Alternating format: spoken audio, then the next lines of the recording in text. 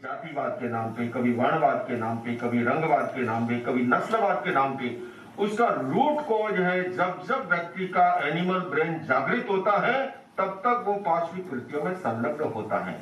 Medical science आज इस बात को एक्सेप्ट कर रहा है कि अगर स्टूडेंट का सिंपैथेटिक नर्वस सिस्टम ज्यादा सक्रिय है या पैरासिम्पैथिक नर्वस सिस्टम अधिक सक्रिय है, या तो वो हीन भावना में चला जाएगा, दब्बू रह जाएगा, और या इतना आक्रामक बन जाएगा जैसा वर्जीनिया की यूनिवर्सिटी में एक स्टूडेंट ने 32 स्टूडेंट को शूट करके रख दिया। बंधुओं, अपेक्षा है संतुलित विकास। हमारी शिक्षा प्रणाली में ये तो नहीं कहूंगा कि खराब है, पर इतना अवश्य कहना चाहूंगा कि हमारी वर्तमान की शिक्षा प्रणाली शारीरिक विकास पे ध्यान दे रही है, बौद्धिक विकास पे भी ध्यान दे रही है, किंतु साथ साथ mental development and emotional development, मैं तो जनप्रतिनिधि लोढ़ा जी से कहना चाहूंगा कि वो मेरी बात सरकार तक पहुंचाए। आज अपेक्षा है शारीरिक विकास, बौद्धिक विकास, मानसिक विकास, देन भावात्मक विकास। अगर ऐसी इच्छा शक्ति होती है, मैं निश्चित रूप से कह सकता हूं कि जड़ में जाकर के जो हिंसा का रूट कॉज है एनिमल ब्रेन वाली बात, और मैं इसी एक छोटे से व्यंग के साथ खत्म कर रहा हूं बात को। एक आदमी गाड़ी लेके जा रहा था, ट्रैफिक पुलिस वाले ने देखा, रात का समय, लाइट नहीं थी। बोले, रे भैया गाड़ी कहाँ दौड़ा ले जा रहा है, इसकी लाइट नहीं है। उसने कहा बीच में से हट जाने तो मारा जाएगा, इसके ब्रेक भी नहीं है। वो गाड़ी कितनी खतरनाक होगी जिसकी लाइट भी न हो, जिसकी ब्रेक भी न हो। मैं पूछना चाहूंगा वो इंसान कितना खतरनाक होगा जिसका अपना इंट्यूशन पावर जनरेट नहीं है, जिसके अपने इमोशंस और पेशेंस पर नियंत्रण नहीं है। बंधुओं, अपेक्षा है हमारे देश की सरकारें सुने, शिक्षा प्रणाली में प्रारंभ से ही बिल क्लिंटन जब मुझे मिले पहली बार भारत में सन 2001 में, मैंने उनसे कहा था, मैंने कहा नॉन वायलेंस पे आप कॉन्फ्रेंस करते हैं, पीस पे भी करते हैं, मेरे हिंदुस्तान में तो एक एक सन्यासी लाखों की भीड़ जुटाता है। और बंधुओं, कहना चाहूंगा, मैंने उनसे भी कहा, बदलाव केवल उपदेश से या सिद्धांत से नहीं, बदलाव आता है प्रयोग से। हमारी प्राचीन जो शिक्षा प्रणाली थी, आपको याद होगी वो कथा, सत्यम वद धर्मम सर्वोदम मातु, ये द्रोणाचार्य और युधिष्ठिर की थी। सब बच्चों ने कहा पाठ याद हो गया, और जब पूछा गया युधिष्ठिर जी से, जब चांटा चढ़ा तो कहा पाठ याद हो गया। बोले ये कैसे? बोले गुरुदेव आपने ही तो कहा था शिक्षा वो शिक्षा जो जीवन में उतर जाए। अपेक्षा है हमें मूल कारणों में जाके अगर नहीं करेंगे, हम फल चाहते हैं, ये सबसे बड़ा इस दुनिया का विरोधाभास है। हम फल अहिंसा का चाहते हैं, हम फल शांति का चाहते हैं, लेकिन बीज वपन जब तक नहीं होगा, ये कितना बड़ा विरोधाभास है कि दुनिया की तमाम सरकारें अहिंसा का फल चाहती है, लेकिन दुनिया की तमाम सरकारें प्रतिवर्ष अपने बजट और बजट के अंदर करोड़ों डॉलर नए अस्त्र शस्त्रों के निर्माण के लिए, रिसर्च के लिए, अनुसंधान के लिए खर्च करती है।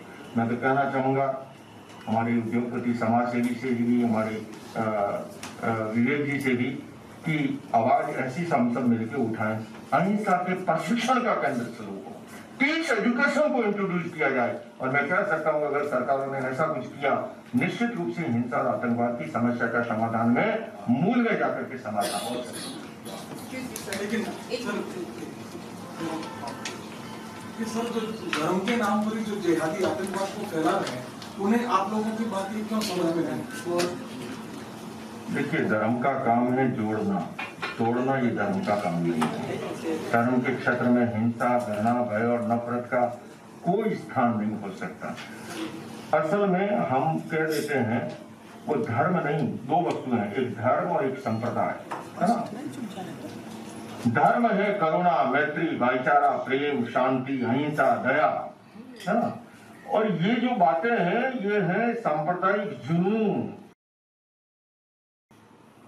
सांप्रदायिक कट्टरता, मेरा धर्म श्रेष्ठ है, मेरा ही विचार सर्वश्रेष्ठ है।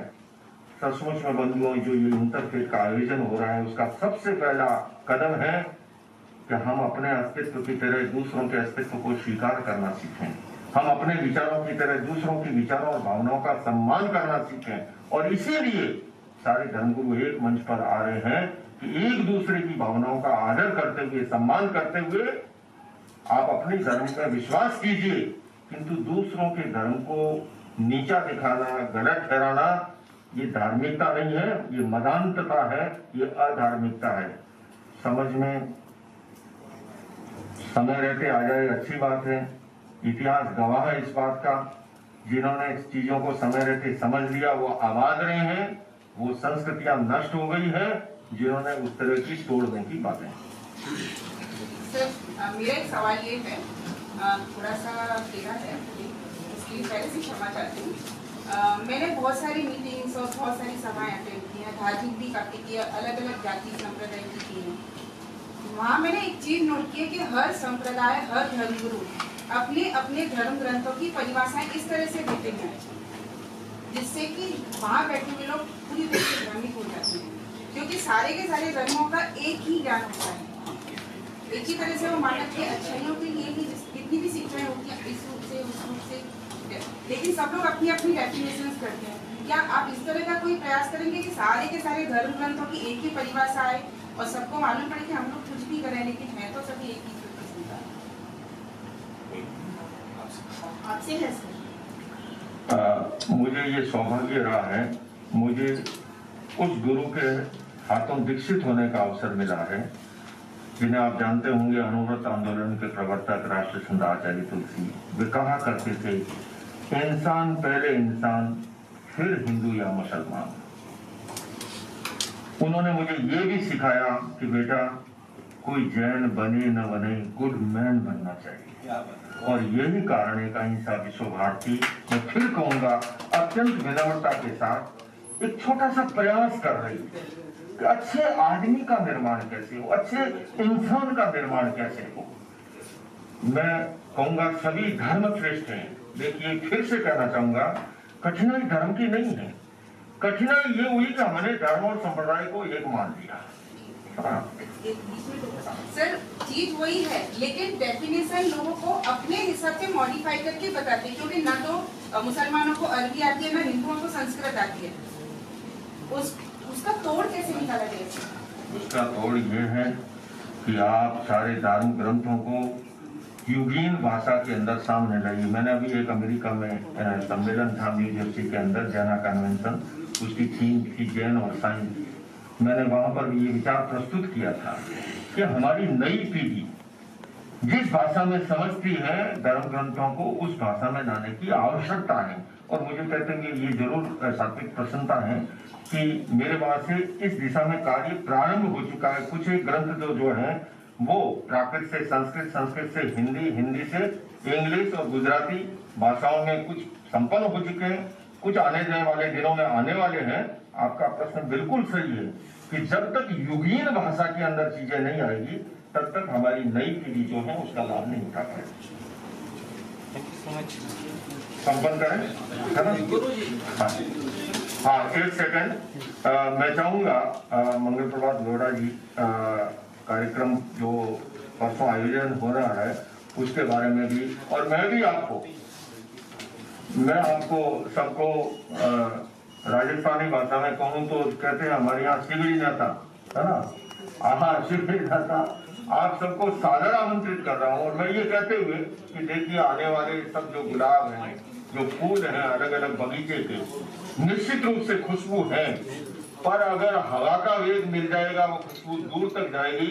मेरी दृष्टि में पत्रकार बंधु हवा का काम करते हैं और मैं आपसे ये आशा करता हूँ, आपसे ये अपेक्षा करता हूँ कि 13 अगस्त के विचार को आप दूर तक फैलाएं, जिससे कि अगर चाइना जैसा देश और कुछ सोच भी रहा है उसकी सोच में भी बदलाव आए। इतने आपकी, क्योंकि विचार क्रांति में बहुत बड़ी ताकत होती है। बहुत बहुत धन्यवाद। So I think we should talk about sir, आप हमेशा सोशल कॉज को सपोर्ट करने में जाने जाते हैं, तो आप पर्सनल लेवल पर कैसे मतलब प्रमोट करने वाले वर्ल्ड पीस को, क्योंकि यंगस्टर भी आपको बहुत फॉलो करते हैं? भाई मैं तो एक इंस्ट्रूमेंट बन के, जैसे जितने बड़े हमारे धर्मगुरु हैं ये जैसे जैसे मार्गदर्शन करेंगे, जैसे जैसे गाइड करेंगे, मैं अपने जो भाई हैं, जो अपनी बहनें हैं, अपने जो दोस्त हैं, मेरे जो यूथ फॉलोअर्स हैं, उनको प्रेरित करना चाहूँगा कि ये भी एक चेहरा है धर्म का। बहुत सारे लोग ऐसे हो गए हैं जो सिर्फ पॉलिटिक्स से ही डिसल्यूजन नहीं हुए बल्कि धर्म से भी डिसल्यूजन हो गए, क्योंकि उन्होंने धर्म का एक बहुत अगली फेस देखा है, एक बहुत बुरा चेहरा देखा है। हम ये बताना चाहते हैं कि धर्म का चेहरा इतना खूबसूरत, इतना सुंदर भी हो सकता है कि इतने बड़े बड़े हस्ती सब एक ही मंच पर आ रहे हैं और एक आवाज में एक सुंदर बात कर रहे हैं। Thank you.